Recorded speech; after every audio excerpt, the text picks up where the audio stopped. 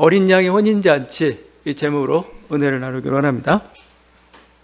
하늘나라는 잔치에 곧잘 비유됩니다. 잔치는 먹을 게 풍성하죠. 사람이 먹을 때만큼 행복한 시간은 없습니다. 그래서 이 풍요로움과 기쁨 그걸 표현하기에는 잔치가 가장 제격이라고 생각을 합니다. 특별히 그 이스라엘 백성들은 침략을 많이 당했습니다. 그러니까 이스라엘 백성들이 꿈꾸던 게 자기 포도나무, 자기 무화과 나무 아래 편안히 거하는 거, 누가 내 것 빼앗지 않고, 이게 샬롬이에요. 이게 평화입니다. 한 개인뿐만 아니고 이제 이스라엘 백성들이 이렇게 침략을 많이 당했는데 그들이 이 침략을 이제 침략이 없고 모든 원수들을 물리치고 이렇게 하나의 어떤 만찬을 벌이는 것, 잔치를 벌이는 것, 이게 여호와의 날에 이루어질 일입니다. 이사야 선지자가 그렇게 예언했습니다. 만군의 여호와께서 이 산에서 만민을 위하여 기름진 것과 오래 저장하여 있던 포도주로 연회를 베푸시리니, 하나님이 만찬을 베푸시겠다 이렇게 말씀하고 있어요. 이 만찬의 날을 기다렸던 거죠. 이를 달리 메시아 만찬이라고도 부릅니다. 왜냐하면 이 만찬을 주최하는 자가 메시아예요. 메시아가 오셔서 이스라엘 괴롭히던 모든 원수들을 물리치고 승리한 후 이제 이스라엘 백성들을 초청해가지고 그들과 함께 다 잔치를 열 것이다 이거예요. 그래서 이게 사실 먹는 게 굉장히 중요합니다. 잔치를 벌이는 게 굉장히 중요합니다. 예수님의 공생의 여러 가지 사역을 얘기하겠지만 예수님의 공생의 사역 중에 가장 중요한 부분이 뭐였느냐? 세리와 죄인들과 함께 나누는 만찬입니다. 그 만찬은 굉장히 중요해요. 하나의 그 평등한 식탁이기도 하고 정말 어떤 생명의 진짜 그걸 먹어야 하니까 생명의 만찬이었던 거죠. 우리가 예수님의 어떤 최후의 만찬을 얘기하고 또 초대교회에서는 성만찬을 기념을 하죠. 근데 결국 이 성만찬이나 최후의 만찬은 결국 뭐였을까? 예수님의 희생을 기억하는 것도 있겠지만 결국은 장차 하늘나라에서 이룰 메시아 만찬을 이 땅에서 재현하는 겁니다. 이 땅에서 그것을 우리가 선취라고 하는 거죠. 그 기쁨을 미리 맛보는 게 사실 성만찬이고 최후의 만찬이었던 겁니다. 요한은 오늘 말씀에서 계속 만찬하고 있는데 이 만찬의 성격을 더 분명히 합니다. 이 만찬은 어떤 만찬이냐? 그냥 단순히 먹고 마시는 만찬이 아니고 어린 양의 혼인잔치다입니다. 어린 양의 혼인 만찬이다. 7절이죠. 우리가 즐거워하고 크게 기뻐하며 그에게 영광을 돌리세 어린 양의 혼인 기약이 이르렀고 그의 아내가 자신을 준비하였다. 그렇죠? 어린 양의 혼인잔치. 어린 양은 계속 얘기해주면 예수 그리스도죠. 그러면 신부는 누구냐 이겁니다. 신부. 어린 양이 지금 새 신랑이에요. 새 신부는 누구냐 이거예요. 거기 말씀을 요한계시록 말씀을 쫓아가다 보면은 신부는 새 예루살렘 성입니다. 21장 1절 2절입니다. 또 내가 봄에 거룩한 성 새 예루살렘이 하나님께로부터 하늘에서 내려오니 그 준비한 것이 신부가 남편을 위하여 단장한 것 같더라 이렇게 합니다. 이어지는 9절이죠. 이리 오라 내가 신부 곧 어린 양의 아내를 내게 보이리라 하고 하늘에서 내려오는 거룩한 성 예루살렘을 보이니, 하늘에서 내려온 거룩한 성 예루살렘이 신부다. 어떻게 성이 신부냐? 이건 의인화된 표현이죠. 바벨론을 음녀라고 표현했습니다. 바벨론 세력을 하나의 도시인데 음녀라고 불렀는데 이제 새 예루살렘 성은 뭐요? 그리스도의 신부, 어린 양의 신부가 되는 겁니다. 그러면 바벨론이라고 할 때 그냥 성을 얘기하는 게 아니죠. 바벨론 하나의 그 성으로 상징되는 로마 제국, 그 우상 추종자들을 바벨론이라 불렀던 거죠. 마찬가지로 그럼 새 예루살렘 성은 뭐냐? 그럼 뭐죠? 교회를 가리키는 겁니다. 교회. 그리고 믿는 신자들의 모임, 그 공동체, 그게 바로 새 예루살렘이죠. 그래서 지금 이 어린 양 혼인잔치에 교회는 그 신부이기도 하면서 또 손님처럼 또 묘사도 되고 있고 여러 가지 다양하게 이렇게 표현되고 있습니다. 이런 우리가 이제 예수님과 우리 관계는 신랑과 신부 관계예요. 단지 처음에는 어떻게 보면 선생님, 스승, 아니면 구세주, 주님, 그렇지 않고 이제는 신랑과 신부라고 얘기합니다. 그 결혼식이 이루어지는 거예요. 이건 일찍이 이스라엘에서 그렇게 얘기해요. 이스라엘도 우리 여호와 하나님, 이스라엘 뭐 하니까 하나님 굉장히 높고 이스라엘 너무 초라하고 막 이렇게 평가를 했죠. 근데 선지서 같은 데 읽다 보면은 여호와와 이스라엘의 관계를 마치 신랑과 신부로 남편과 아내처럼 묘사를 합니다. 호세아 2장 16절입니다. 여호와께서 이르시되 그날에 네가 나를 내 남편이라 일컫고 다시는 내 바알이라 일컫지 아니하리라. 진실함으로 네게 장가 들리니 네가 여호와를 알리라. 네가 나를 남편이야, 여호와를 남편이라 부르고 내가 너한테 장가 들겠다 이렇게 얘기하고 있어요. 그러니까 이미 이스라엘도 그렇게 구약이 그만큼 이렇게 예고가 되어 있고 이제 그래서 최후의 종말은 뭐냐 이거요? 예수님과 성도들이 온전한 연합을 이루는 그런 영광스러운 시간이라는 겁니다. 영광스러운 결혼식이에요. 마치 우리는 지금 하나님의 선택과 부르심을 받아서 결혼식을 앞두고 있는 시골 처녀와 같은 게 바로 우리입니다. 긴장되고 영광스럽고 그렇죠? 그게 주님의 재림의 모습이에요. 그때 이루어지는 그 만찬이죠, 잔치죠. 여러분 그 드라마나 옛날 민담이나 보면은 이렇게 영광스러운 결혼식은 그냥 주어지지 않아요. 항상 뭐죠? 그 앞에 고난이 있어요. 역경이 있습니다. 이 고난과 역경을 넘어야 돼요. 견뎌내야 됩니다. 그래서 그 영광의 지점에 도달할 수가 있어요. 근데 우리가 막 고난과 함께 있다 보면은 고난이 적이 돼버립니다. 그래서 고난을 이기는 것, 원수를 이기는 것, 그 싸움에서 우리가 정복하고 승리하는 것, 이게 목적이 돼버려요. 그 목적 아닙니다. 그 과정일 뿐이에요. 과정. 그건 장애물일 뿐이에요. 장애물. 우리들의 최종 목적은 뭐예요? 하나님과의 연합입니다. 예수님과의 결혼식이에요. 우리는 이게 더 영광스러운 거, 우리는 이걸 향해서 가는 사람이지 악과 싸워서 이기고 정복하고 거기에 목적이 없어요. 그래서 그 영광의 자리에 앉기 위해서 그 영광의 자리가 우리 앞에 있고 우리는 그를 향해 나아가고 있는 겁니다.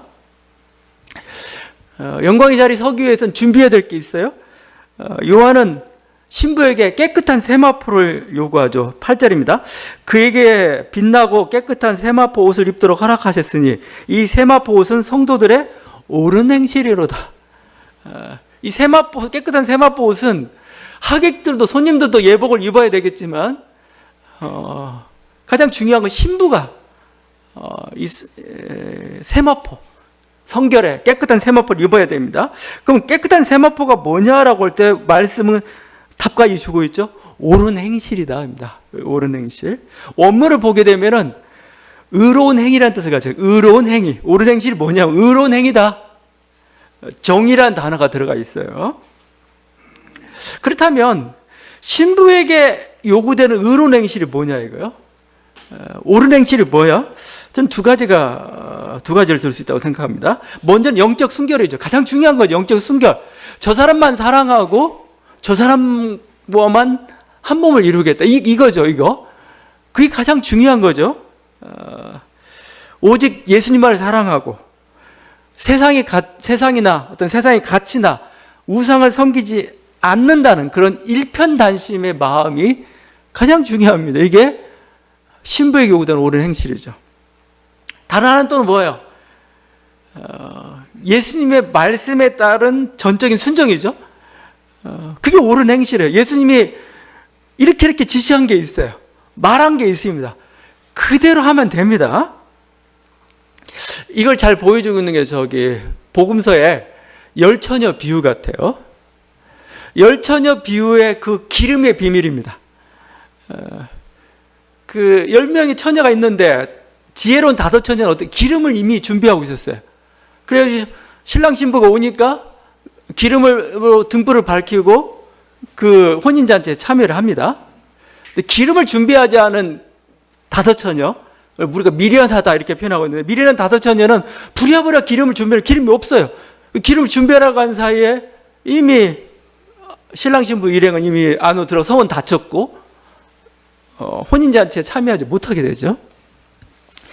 우리가 그 복음서의 열처녀 비유를 하면서 그냥 기름을 준비하라는 걸 알겠는데 이 기름이 뭐냐가 항상 궁금하고 그 답을 제대로 찾질 못했었죠. 근데 사실은 이미 마태복음은 답을 줬어요. 이 기름이 성령의 기름이냐? 그건 아니에요. 헌신의 기름이냐? 그것도 아니에요. 오히려 요한계시록 오늘 말씀이 답을 주고 있으면 그건 뭐예요? 옳은 행실입니다. 옳은 행실. 옳은 행실이에요. 우리가 입어야 될 세마포, 우리가 준비해야 될 기름은 옳은 행실을, 주님 말씀대로 사랑하고 주님 말씀대로 착하고 의로운 삶을 살아가는 것, 여기에 이게 옳은 행실이고 이게 신부가 예배해야 될, 신부가 준비해야 될 그 중요한 항목이고 그래요. 준비해야 될 것이죠. 그래서 막 그 이단들은 항상 뭐죠? 요한계시록 가지고 자기가 종말의 날짜를 막 계산합니다. 몇 월 며칠 주님 오신다. 아니면 뭔가 종말의 비밀을 다 풀어가지고 이 비밀을 깨달은 사람들만이 모여가지고 뭐 자기들만이 구원받고 그날을 기다린다고 하는데 정작 그날에 부름을 받지 못할 겁니다. 왜냐하면 옷이 더러워요. 옳은 행실이 없어요. 오히려 성실하게 오늘 사랑의 나무를 심고 있는 그 사람이 이 영광스러운 잔치에 참여할 겁니다. 시골에서 열심히 농사를 짓고 있는데 주님이 부르시면은 그때 우린 가는 거예요. 그런 사람이 부름을 받는 거지. 그냥 깨끗한 그냥 옷 입고 나서 그냥 그 날짜 계산하고 모여 있으면 그들 하나님 데려가시는가? 예수님 그들 신부로 맞는가? 아니에요. 너무 더러워서 못 맞아드리겠다는 거예요. 그러니까 너무 이단들의 협박에 겁내지 마세요. 여러분이 하나님 말씀을 쫓아서 부지런히 순종하며 그 길을 가고 있을 때 여러분이 그 자리에서 그리스도의 신부로서 부름을 받을 겁니다. 날짜 계산하는 사람들이 아니에요.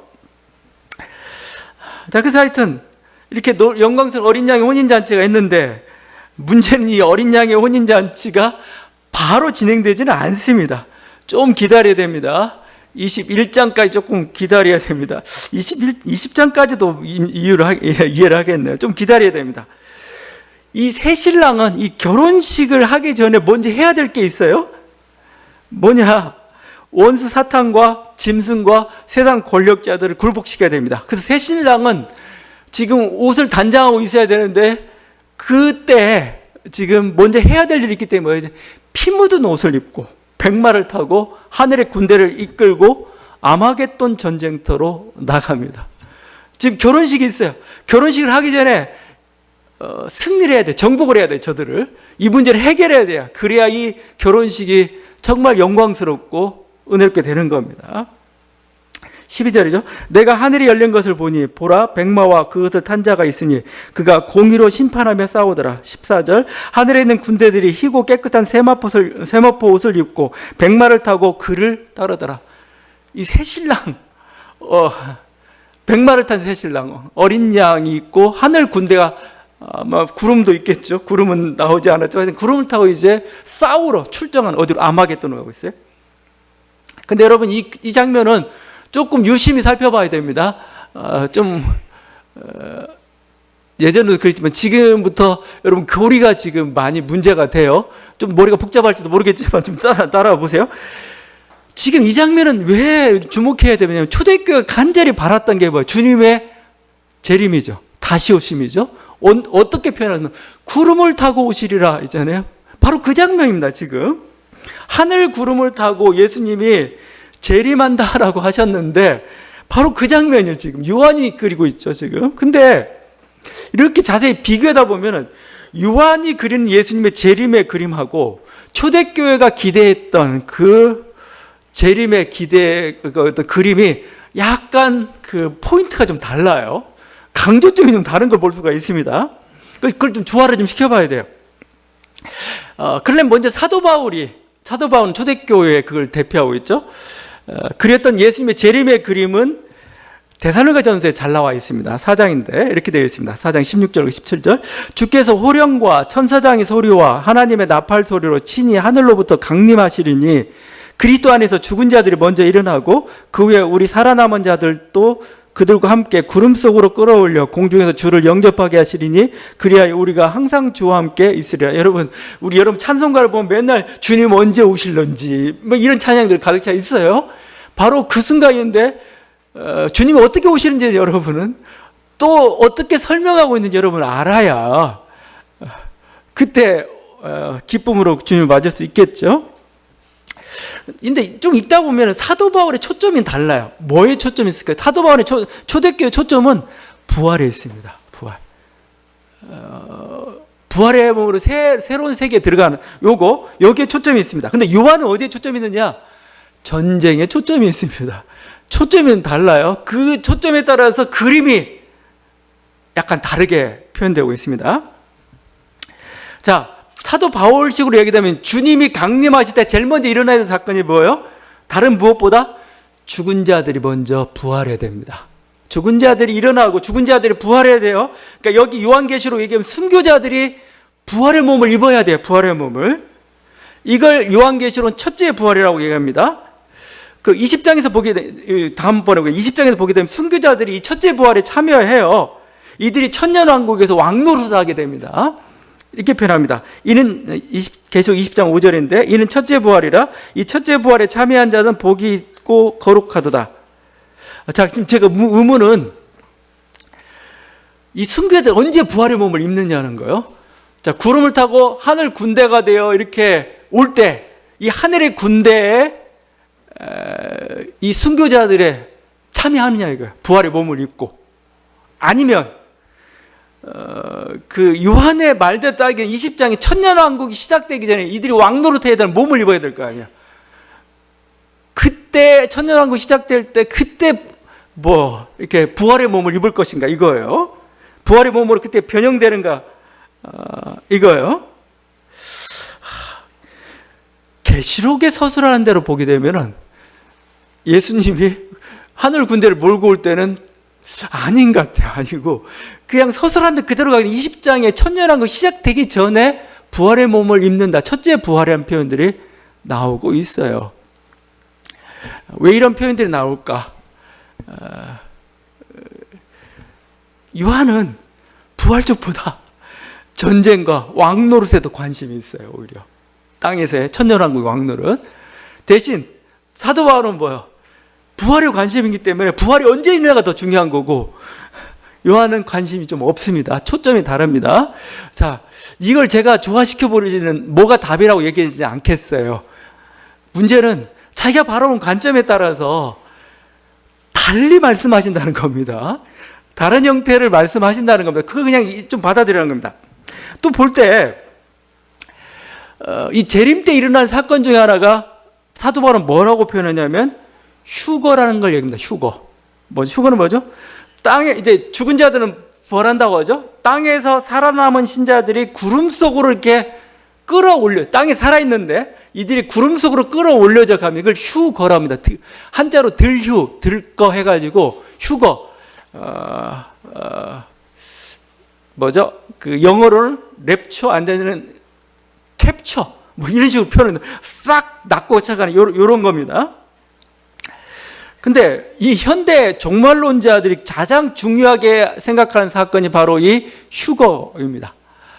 제가 전에 얘기했잖아요. 미국에서 가장 요한계시록 관련된 책이 남겨진 자들인데 남겨진 자들이 뭐냐면 휴거를 당하고 남아있는 사람들의 생존 투쟁기를 그런 식으로 그린 소설. 그게 막 얼마예요? 거의 한 7,500만 권이 미국에서 팔렸다고 그러잖아요. 자, 그래서 7년 대환란 전에 이 휴거가 일어나야 돼요. 근데 문제는 요한계시록은 휴거의 희자도 얘기하지 않아요. 그냥 휴거에 대한 전혀 관심이 없어요. 오히려 죽은 순교자들만 얘기하고 땅에 있는 성도들의 고난을 견뎌야 다 이렇게 얘기하고 있지 휴거를 얘기하지 않아요. 그러면 뭐요? 이 구름을 타고 오는 이 천상의 군대에는 우리 휴관자도 참여하는 건가? 자, 여러분, 제가 이 그림을 자꾸 왜 얘기하는 것은 우리들이 생각하는 그림, 주님이 구름 타고 오실 때 죽은 자들이 주님과 함께 막 오죠. 휴관에도 올라가고 거기에 참여해가지고 공중에서 혼인잔치를 이루어가지고 내려온다. 이런 그림을 가지고 있어요. 근데 이건 둘이 섞어놓은 겁니다. 바울은 다른 시계로 그런 식으로 얘기하지 않고 요한계시록은 또 다른 차원으로 얘기하고 있다는 거예요. 이 휴거 대신 이들은 땅에 있는 것 같아요. 왜냐하면 20장에 천년왕국에서 왕노릇하는 자들 이렇게 표현하면 20장 4절입니다. 짐승과 그의 우상에 경배하지 아니하고 그들의 이마와 손에 그의 표를 받지 아니한 자들이 살아서 그리스도와 더불어 천년 동안 왕노릇한다 이거죠. 땅에 있는 중에서 이렇게 표를 받지 않은 그들이 살아서 그리스도와 더불어, 그러니까 재림할 때 그들은 지켜보고 있는 겁니다. 그림이 그래요. 지켜보고 있다가 천년왕국이 시작될 때 천년 동안 살려면 새로운 몸을 입어야 될 거 아니에요. 그러면 부활의 몸을 그때 입을 것이고, 그래서 그러니까 제가 뭐가 맞느냐 몰라요. 모르는데 이건 알겠어요. 관점이 어디가 있는가 하죠. 사도 바울의 초대교회는 부활 생명을 얻는데 초점을 둬서 언젠가가 어느 순간이 되는 게 중요했고, 지금 요한은 그거에 관심 없어요. 휴건 이런 게 관심 없어요. 오히려 투쟁, 전쟁, 심판, 싸움, 여기에 더 관심이 있어요. 거기에 관련된 것들을 하나님 알려주고 그것을 증거하고 있을 뿐입니다. 하나님이 또 다른 그림을 여러분에게 주실 수도 있습니다. 어떤 다른 식의 그림들, 저는 그것도 가능하다고 봐요. 제가 이렇게 얘기하는 이유는 여러분 혼란스럽게 하는 게 아니고 그냥 하나만 붙잡고 이게 다라고 생각하지 말라는 거예요, 지금. 이런 그림도 있고 저런 그림도 있고, 이런 강조점이 조율 때 하나님 이렇게 말씀하시고 저런 강조점이 말씀하시고, 전 이렇게 다른 식으로 또 말씀하신다는 겁니다. 이걸 가지고 그냥 문자대로 적용하려고, 이거 안 믿으면 너는 이단이야, 너는 잘못돼서 하지 말라는 겁니다. 그냥 여기서 우리는 중요한 게 있죠. 우리는 부활할 것이다. 그죠? 우리는 뭐죠? 승리할 것이다. 악은 심판을 받을 것이다. 하나님은 다양한 그림 그걸 제시해 주고 있을 뿐이에요.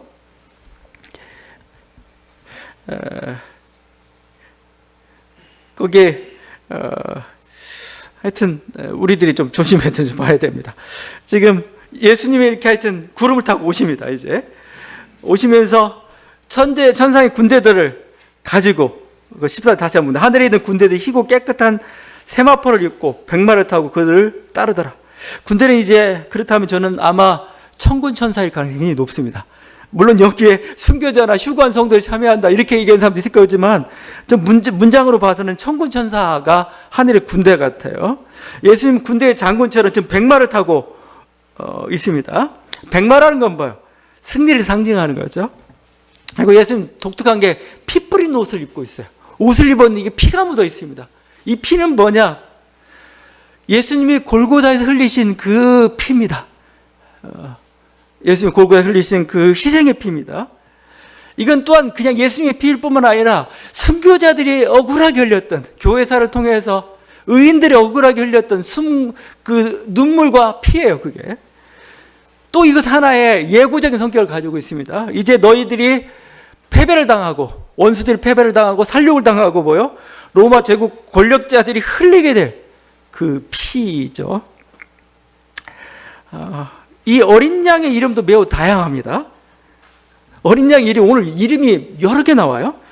예수님은 이미 어린 양이라고도 이렇게 부를 뿐만 아니라 그 이름은 충신과 진실입니다. 11절이죠. 13절 그 이름은 하나님 말씀입니다. 16절 그 이름은 만왕의 왕 만주의 주입니다. 12절에는 뭐라고 표현? 자기밖에 아무도 그 이름을 알 수 없다고 표현합니다. 예수님은 하나님이죠. 하나님은 변화무쌍하신 분입니다. 그럼 뭐예요? 내 이해와 내 손으로 내 헤아림으로 잡을 수 있는 분이 아니라는 겁니다. 그러니까 여러분이 하나님을 알 수가 없어요. 하나님은 어떻게 합니까? 그분이 행동하시고 난 이후에, 그분이 지나가시고 난 이후에 하나님이셨군요 라고 알 수가 있고, 그때서야 그 이름을 부를 수가 있습니다. 이름이 이렇게 변화무쌍한 건 뭘까요? 하나님을 속단하지 말라는 겁니다. 이게 하나님이라고 생각하지 마세요. 내가 하나님을 잘 안다고 교만하지 마십시오. 바리새인들이 왜 예수님을 못 믿게 되었나? 자기가 하나님을 잘 안다고 생각했어요. 자기는 하나님 이름이 이거라고 생각했어요. 근데 딴 이름을 가지고 오셨네. 우리는 그냥 그분이 행하시고 나니 하나님이시군요. 사실 그래서 신앙생활이나 인생에서 가장 중요한 건 뭐냐? 겸손이에요. 사실은 겸손. 모르겠습니다입니다. 모르겠습니다. 명령하신 따르겠습니다. 이게 겸손인 거죠. 하여튼 이렇게 다양한 이름을 능력의 하나님이 예수님이 오셔가지고 전쟁을 합니다. 근데 이게 최후의 전쟁이라 부르기도 좀 민망해요. 전쟁은 너무 간단하게 끝나고 맙니다. 먼저 도전한 것을 보면 예수님이 먼저 도전한 게 아니고 제국의 권력자들이 먼저 도전을 했어요. 19절이죠. 내가 보매 그 짐승과 땅의 임금들과 그들의 군대들이 모여 그 말 탄 자와 그의 군대와 더불어 전쟁을 일으키다 그러셨죠. 그러면 제가 보면 이건 16장하고 연결시켜야 됩니다. 16장에 아마겟돈 전쟁을 얘기했죠. 그때 이렇게 얘기합니다. 16장 14절. 그들은 귀신의 영이라 이적을 행하여 온 천하 왕들에게 가서 온 천하 왕들에게 가서 하나님 곧 전능하신 이의 큰 날에 있을 전쟁을 위하여 큰 날 그들을 모았다고 표현하죠. 새 영이 히브리어로 아마겟돈이라는 곳으로 왕들을 모으더라. 그렇죠? 다 모였던 거죠. 그러니까 16장에서 17장, 18장이 막간처럼 중간에 끼어있고 16장 사건의 연장선상이 있어요. 그들이 모였고 뭐죠? 이들을 대적하러 마치 인간이 바벨탑을 쌓는데 하나님이 뭐 하는가 보시러 오는 그 장면처럼, 그래서 결국 바벨탑이 정지되고 무너져 버렸던 것처럼 똑같은 상황이 지금 벌어지고 있는 겁니다. 이 짐승과 제국 세력들이 싸우는데 어린 양 홀로 싸웁니다. 이게 하늘의 군대를 데리고 왔는데 이쪽은 그냥 실제 병력이라고 보기 되는 그냥 액세서리 같은 존재입니다. 너희들 지켜봐, 이런 존재고 어린 양 홀로 싸웁니다. 근데 이 어린 양 홀로 싸우는 장면은, 하나님 홀로 싸우는 장면은 이미 구약에서 우리가 목격한 바입니다. 출애굽 때 그래요. 출애굽 때 바로의 군대가 막 쳐들어오고 막 그러는데 하나님이 모세를 통해 이스라엘 백성 했던 말씀입니다. 너희는 두려워 말고 가만히 서서 여호와께서 오늘 너희를 위하여 행하시는 구원을 보라. 너희가 오늘 본 애굽 사람들 영원히 다시 보지 아니하리라. 여호와께서 너희를 위하여 싸우시리니 너희는 가만히 있을지어다. 하나님이 직접 싸우고 이스라엘 사람들 뭐 가만히 있어요. 찬양만 하고 있습니다. 하나님이 싸우는 거죠. 여러분, 우리는 이 하나님께서 직접 싸우신다, 이것을 믿는 사람들, 이게 바로 신앙인들이에요. 신앙인들은 좀 황당하고 대책이 없는 사람이 될 수도 있어요. 왜냐하면 우리가 싸우는 게 아니고 하나님이 싸우신다 이거죠. 그게 최후의 전쟁이 됐든 역사의 전쟁이 됐든 우리 인생의 전쟁이 됐든 먼저 하나님께서 달려가신다 이거죠. 그리고 우리를 위해서 싸우신다 이거죠. 우리는 손에 피를 묻히지 않아도 하나님이 직접 승리를 우리에게 가져다 주실 것이다. 이런 믿음을 가지고 살아가는 사람들. 그래서 우리에게는 기도밖에 없는 겁니다. 사실 찬양밖에 없는 겁니다. 어린 양의 무기는 입에서 나온 하나님의 말씀이죠. 15절. 그의 입에서 예리한 검이 나오니 그것으로 만국을 치겠고. 예수님이 칼이나 무기를 사용하지 않아요. 말씀으로. 좀 굉장히 인상적인 장면이죠. 예수님이 입에서 검이 막 나와요. 검이. 이 검이 성경은 말씀의 검이라고 얘기합니다. 하나님 말씀은 살았고 운동력이 있어. 좌우의 날선 어떤 검보다 날카롭다, 예리하다 말씀하고 있죠. 찔러 쪼개기까지 하신다 말씀하고 있잖아요. 말씀의 검, 그죠? 그래서 이 말씀 한마디가, 말 한마디가 권세를 가지고 있습니다. 실제 그래요. 요즘 이제 살다 보니까 인간에게서 가장 강력한 무기는 뭐냐? 말이에요, 말. 말이 세상을 만들어내고, 말이 세상을 정의를 해요. 여러분이 해석하는 말이 여러분의 인생이에요. 내가 해석을 하잖아요, 내 인생을. 근데 그게 비극이 될 수도 있고, 희극이 될 수도 있고, 막. 있어요? 말입니다, 말. 결국, 그 설교자는, 교회는 세상을 향해서 힘으로 싸우는 거 아니에요. 우리 이만큼 세력이 좋아? 우리 이만큼 많이 모였어? 우리 이만큼 돈이 있어? 그걸로 싸우는 게 아닙니다. 교회는 말로 싸워요. 설교자는 말로 싸우고 여러분 기도로 싸우고, 그죠? 결국 이 싸움에서 저들이 다 제압을 당합니다. 결국 그래서 짐승과 그 앞에서 표적을 행하던 거짓 선지자들은 산채로 유황불이 타오르는 불못에 던져집니다. 다음 시간에 지옥에 대한 얘기 좀 더 해볼게요. 대항하던 왕들과 장군들과 장사들과 말탄 용사나 종들은 이 어린 양의 말씀에 가면 쓰러집니다. 그리고 더 인상적인 것은 쓰러진 건 순식간인데 오히려 새들을 초청하죠. 야, 하나님이 큰 잔치를 열었다. 이제 새들아 와서 다 먹어라. 성경에 보게 되면 이런 식의 표현들이 많습니다. 승리를 뭐 과정이라 이렇게 그런 식으로 우리가 어떻게 이겼다 이런 식으로 표현하는 게 아니고, 승리는 금방 주어지고 그 승리 이후에 그 어떤 처참한 살육의 현장, 어떤 승리의 기쁨들을 이런 식으로 표현하죠. 근데 이게 선지자들이 많이 외쳤던 겁니다. 에스겔 선지자가 에스겔 39장에서 이렇게 외칩니다. 거의 비슷해요. 각종 새와 들의 각종 짐승에게 오라, 내가 너희를 위한 잔치 곧 이스라엘 산 위에 예비한 큰 잔치로 너희는 사방에서 모여 살을 먹으며 피를 마실지어다.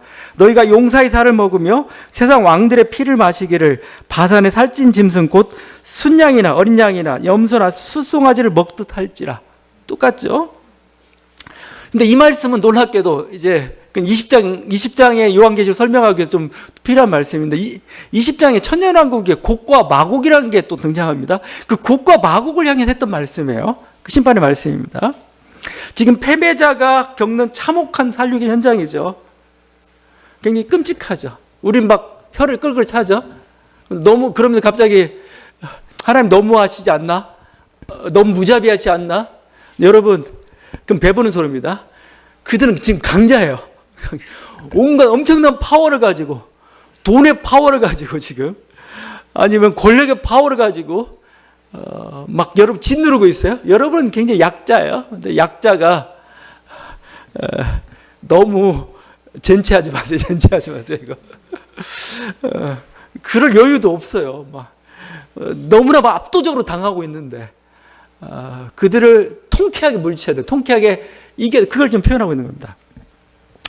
성도들이나 순교자나 의인들이나 천사들은 그냥 이 장면에서 그냥 할 수 있는 건 뭐예요? 찬양만 하는 겁니다. 하나님께서 하십니다. 그러니까 항상 이거죠.